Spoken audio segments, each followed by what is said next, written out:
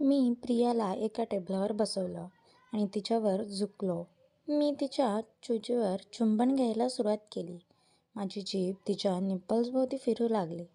तिच्या सिरकसा खोलीत गुंजू लागल्या. रोहन, तुझं चुंबन माझ्या चोचीला आग लावतंय.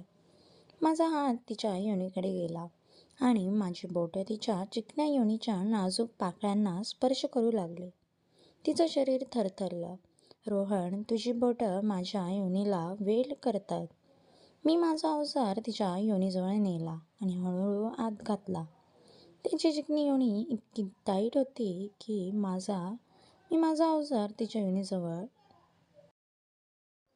नेला आणि हळूहळू आत घातला.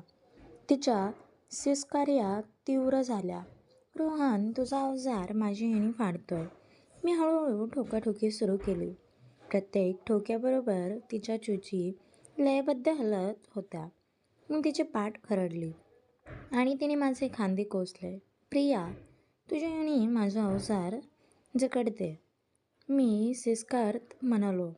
आम्ही काउगर्ल पोझिशन घेतली.